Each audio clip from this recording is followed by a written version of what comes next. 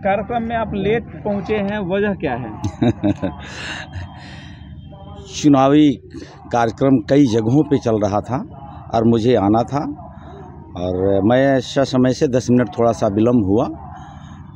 उजियारपुर लोकसभा के अंतर्गत पातेपुर में आप सब प्रिंट मीडिया, इलेक्ट्रॉनिक मीडिया के माध्यम से मेरी बातों को, मैं जिस समाज से आता हूं, दबे कुचले वंचित परिवार के लोगों से, मैं आपके ही चैनल के माध्यम से उनको संदेश देना चाहता हूं कि हम सबके नेता और इसी मिट्टी के बेटा और लाल और सांसद और भारत सरकार के गृह राज्य मंत्री आदरणीय नित्यानंद राय जी, जो गरीबी को देखा है, गरीबी को झेला है, और साथ में देश के यशस्वी प्रधानमंत्री नरेंद्र मोदी जी, बड़े भाई अमित भाई शाह जी का आशीर्वाद जब यहाँ के जनप्रतिनिधियों के सर माथे पे है, तो इस क्षेत्र के सभी समाज के लोगों को एक आस बंधी हुई है। जैसे परसों अमित भाई शाह जी ने आकर के स्पष्ट शब्दों में कहा कि आप लोगों ने अगले बार भारी बहुमत से जिता करके भेजा था, तो मैं बड़े पदों पर बैठाया, इस बार भी अगर जा रहे हैं, जनता भेज रही है, तो इससे बड़े पदों पर मैं बैठाऊंगा। तो मुझे लगता है कि उजियारपुर की जनता ये भली भांति समझ रही है। देश और प्रदेश में देश के यशस्वी प्रधानमंत्री नरेंद्र मोदी जी की डंका बज रहा है, गरीबों के मसीहा के रूप में, और ख़ास करके परम पूज्य बाबा साहब डॉक्टर B.R. अम्बेडकर जी के, गुरु रविदास महाराज जी का, दीनदयाल उपाध्याय जी का, श्यामा प्रसाद मुखर्जी जी का, इन तमाम महापुरुषों को, ऋषियों को जो सोच और विचार था, उस विचार को देश के यशस्वी प्रधानमंत्री नरेंद्र मोदी जी घर घर पहुँचाने का काम कर रहे हैं। अच्छा, बिहार में सर क्या लग रहा है, जीत की हैट्रिक लगेगी या कहीं संदेह है? कोई संशय नहीं है। जनता मन मिजाज बना चुकी है।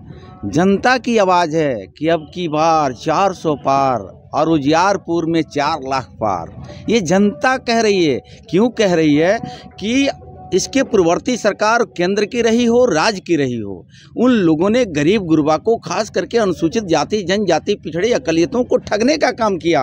हम तो धन्यवाद देना चाहते हैं अनुसूचित जाति, जनजाति, कमज़ोर वर्ग के लोगों की तरफ से, और ख़ास करके मैं बिहार सरकार में अनुसूचित जाति जनजाति कल्याण विभाग के मंत्रालय मेरे कंधे पर है।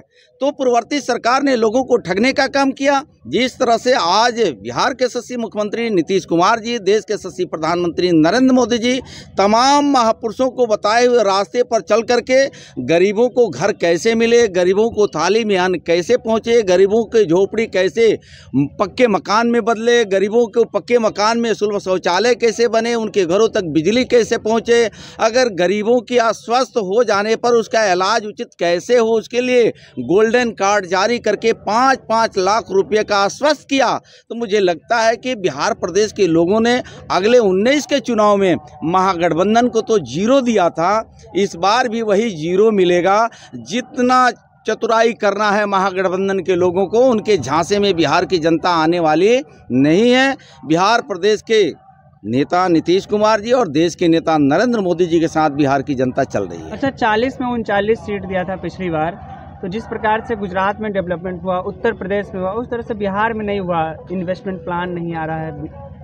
मुझे लगता है कि आपको देखना पड़ेगा, रोड के क्षेत्र में हो, बिजली के क्षेत्र में हो, आवास के क्षेत्र में हो, शिक्षा के क्षेत्र में हो, रोजगार के क्षेत्र में हो, मूलभूत जो सुविधाएं थी उसमें मात्र 10 साल में जितना देश के प्रधानमंत्री और राज्य के मुख्यमंत्री जी ने किया, यही बिहार प्रदेश न था। शाम होते ही पुरुष और महिलाओं को घर से निकलना दूभर हो जाता था।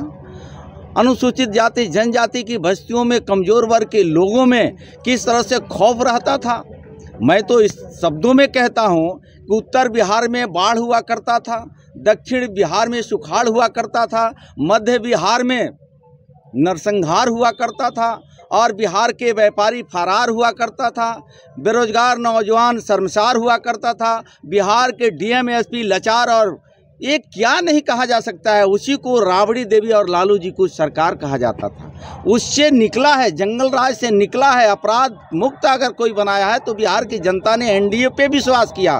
तो आने वाले दिनों में अगर कुछ बाकी रह गया है, उसको भी देश के यशस्वी प्रधानमंत्री नरेंद्र मोदी जी और बिहार के राज्य के मुखिया नीतीश कुमार जी पूरा करने का काम करेंगे। आपको सर आने में देरी हुई और आपके चाहने वाले जो इंतजार करके चले गए, उन्हें आप क्या कहेंगे? मुझे लगता है कि हम सबके नेता आदरणीय नित्यानंद राय जी भारत सरकार के राज्य मंत्री हैं, और मुझे लगता है कि जब मंचस्थ थे, यहाँ के सम्मानित माननीय विधायक लखिंद्र पासवान जी मौजूद थे, तो जनता का आशीर्वाद प्यार सबको मिल रहा है आदरणीय नित्यानंद राय जी को। तो उसी परिवार का मैं भी एक सदस्य हूँ। तो आने वाले दिनों में जिस तरह से आपके माध्यम से प्रिंट मीडिया, इलेक्ट्रॉनिक मीडिया, अखबार वाले भाई के माध्यम से गरीब गुरबा में ये संदेश निश्चित रूप से चला जाएगा कि एक कमज़ोर वर्ग के बेटा को ये अवसर अगर मिला है, तो देश के यशस्वी प्रधानमंत्री नरेंद्र मोदी जी राज के भारतीय जनता पार्टी के नेतृत्व ने एक जनक चमार को ये अवसर दिया है। ये अवसर फिर देश के यशस्वी प्रधानमंत्री जी को फिर मिले, नित्यानंद राय जी फिर तीसरी बार जीत के जाए, और खुशी होती है कि उजियारपुर के बेटा और भाई गरीब के मसीहा देश का नेतृत्व करता है। तो आने वाले दिनों में फिर इसी तरह से नित्यानंद राय जी करते रहें। परिचय दे देंगे तो। मैं जनक चमार, पूर्व सांसद, बिहार के अनुसूचित जाति जनजाति कल्याण विभाग के मंत्री।